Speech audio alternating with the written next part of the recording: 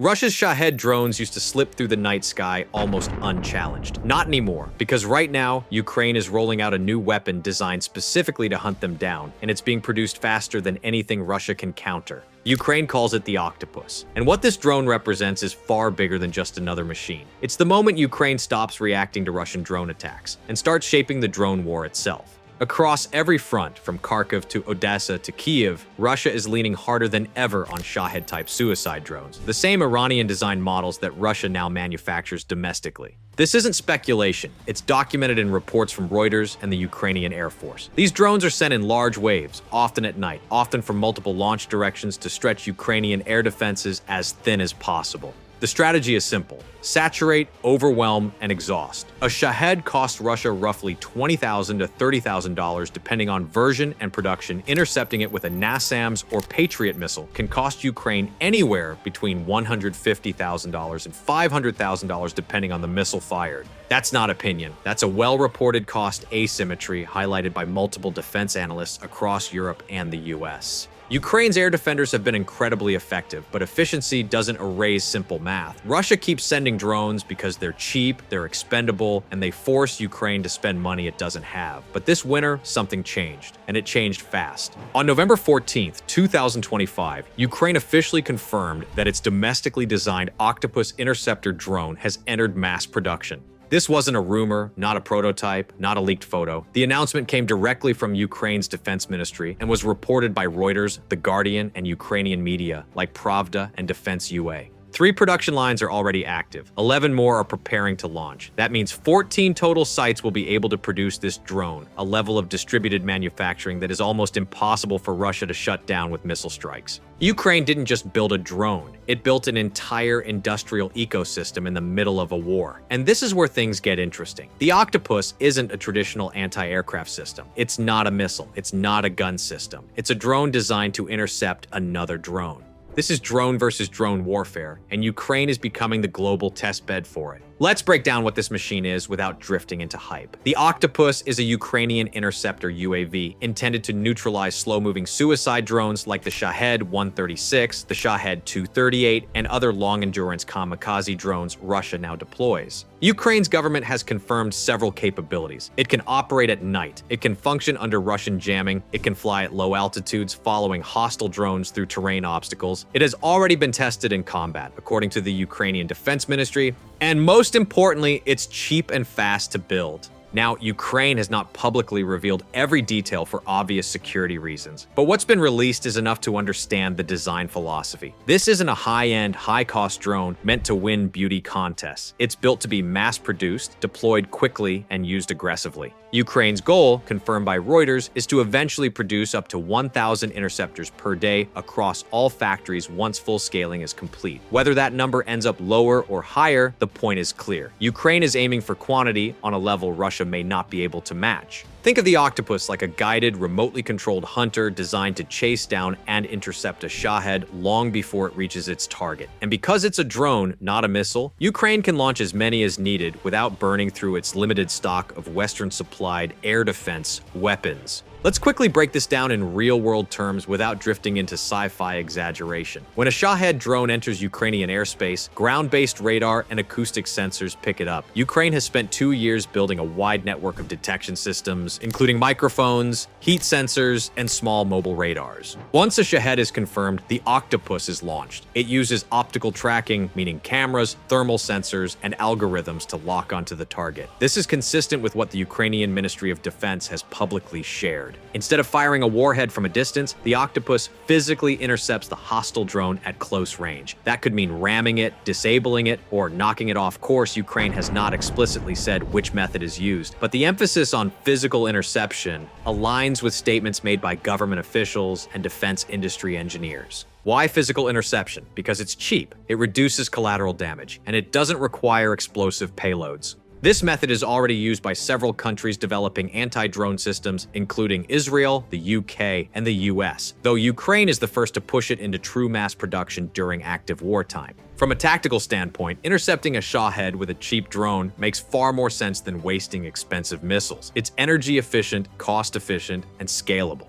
The Octopus enters the war at a moment where Ukraine needs exactly this kind of solution. Russia's drone production is increasing dramatically. Ukrainian intelligence, cited by Reuters and other major outlets, estimates Russia could produce up to 70,000 long-range drones in 2025, including thousands of Shahed-type models. Ukraine cannot afford to intercept tens of thousands of cheap drones with missiles that cost 10 to 20 times more. No country could. Even the United States would not want to fight a war on those economics. So the Octopus flips that equation. Instead of Ukraine spending $200,000 to kill a drone that cost Russia $20,000, Ukraine can now spend a tiny fraction of that, possibly just a few $1,000s, to neutralize the same threat.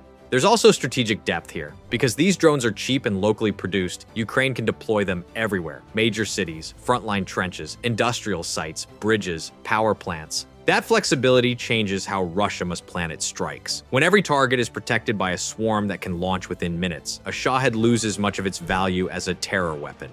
There's also a morale aspect that can't be ignored. For 2 years, Ukrainians have endured wave after wave of nighttime drone strikes. A system like Octopus gives people something rare in wartime, the sense that the threat can be countered without relying solely on foreign aid. This is the part most people are underestimating. The Octopus isn't just a drone. It's a symbol of what Ukraine's defense industry has turned into. Reuters, The Guardian, and Ukrainian defense officials have all emphasized that Ukraine is shifting to wartime industrialization at a speed that surprised even its Western allies. The Octopus is one example. The thousands of FPV drones Ukraine builds each month are another. The growing cooperation between Ukraine and European manufacturers, including Germany's Rheinmetall, is a third layer of the same transformation. What makes the Octopus special is the decentralized production model. By giving technology packages to multiple manufacturers, Ukraine is creating a defense system that can't be taken out with one missile strike. This is smart wartime engineering: spread the risk, increase output, keep Russia guessing. Ukraine has leaned heavily on private companies, volunteers, and military engineering units. This is why Western defense analysts frequently compare Ukraine's drone ecosystem to Israel's rapid innovation during times of conflict. Innovation under pressure tends to produce breakthroughs.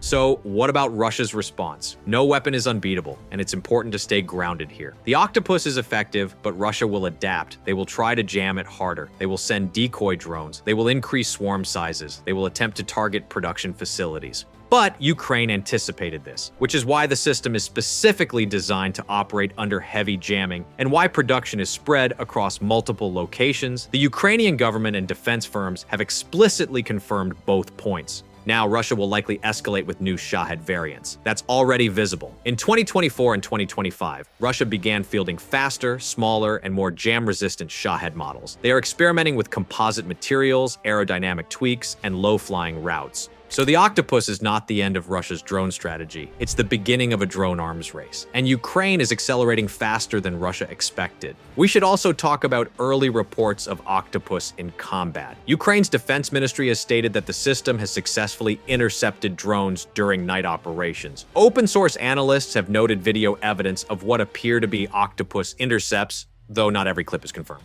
It's also worth saying clearly, because the Octopus is new, long-term data isn't available yet. We can speak confidently about confirmed production, capabilities announced by Ukraine, and the fact it has been tested in the field, all of which are sourced from official statements and reporting from Reuters, The Guardian, Pravda, and Ukrainian defense outlets. But the true performance metrics will only become obvious over the next few months. And that's normal. Every new weapon enters a period where the enemy learns, counters develop, and engineers refine the system. What matters is that Ukraine now has a platform designed to iterate rapidly. In modern warfare, iteration speed often matters more than perfection. This is the point in the story where everything shifts from what the Octopus is to what it's designed to unlock. Because Ukraine isn't building this drone as a standalone gadget. It's building it as the foundation for an entire defensive architecture, one that Ukrainian officials openly describe as a multi-layered, fully domestic drone shield.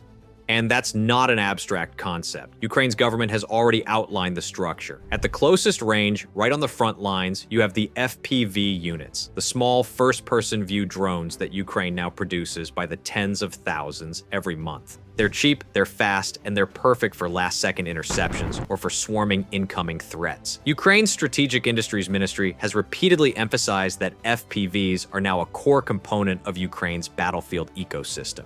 The next layer, the one the Octopus occupies, is the medium-range interception zone. This is where Shaheds usually travel: low, slow, loud, and in flocks. The Octopus isn't just a response system, it's a saturation system. Ukrainian officials describe it as something that can be deployed in numbers large enough to permanently raise the risk for any hostile drone entering Ukrainian airspace. It's not just trying to shoot things down, it's trying to remove Russia's confidence that their drones will reach anything important. Above that, you still have the heavy hitters: Patriot, NASAMS, Iris-T, SAM-T, systems built to intercept ballistic missiles, cruise missiles, and advanced Russian weapons that FPVs and Octopus drones can't reach. Ukrainian air defense officers often explain this layered approach in simple terms. You don't waste a missile on something a cheaper drone can handle, and you don't rely on a cheap drone to stop something designed to outrun it. The idea is to create a defense grid where every threat is matched with the most cost-effective response possible. No overkill, no waste, no impossible decisions about which target gets intercepted and which one slips through because the missile stockpile is running low. And here's where the calculus starts to hurt Russia. Because if the Octopus reaches even a fraction of Ukraine's stated production ambitions, the economics of the war begin to bend. When Ukraine fires a $300,000 missile to take down a $20,000 Shahed, Russia wins that exchange economically, even if the drone is destroyed. But when Ukraine deploys a domestically built interceptor that costs a fraction of that missile, suddenly the burden flips.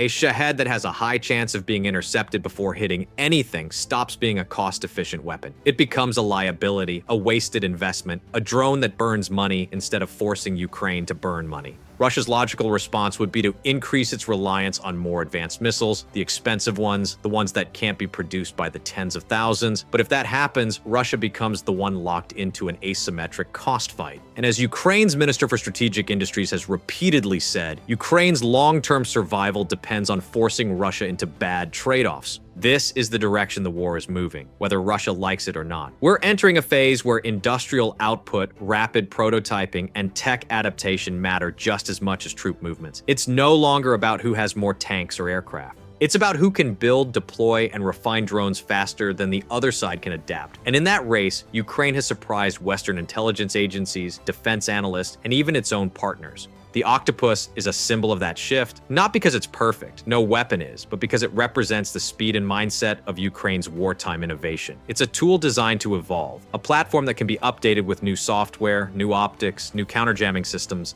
and new tactics as the battlefield changes. And if Ukraine succeeds in scaling it up, even partially, it won't just change the war today. It will shape every conflict that comes after countries around the world are already watching Ukraine's drone war carefully. Poland, the Baltic states, the UK, France, Japan, even nations outside Europe like South Korea and Taiwan, who are facing their own drone-related threats. Because for them, the Octopus represents a new kind of air defense philosophy. The idea that you can defend your airspace not with a few large systems, but with thousands of coordinated small ones. This drone is not the silver bullet that ends Russia's attacks. It won't eliminate the threat of missile strikes, and it won't erase the danger of mass bombardment. But it does mark the moment Ukraine stops trying to match Russia one for one and starts rewriting the rules Russia thought it controlled. A moment where Ukraine begins to outproduce, outthink, and outmaneuver Russia in a domain that will define the next decade of warfare. So the real significance of the Octopus is this: it isn't just fighting Shaheds, it's fighting the entire logic behind Russia's drone war. And if Ukraine continues to scale, refine, and integrate systems like this, the future of air defense, not only in Ukraine but across the world, will look very different from anything we've seen before.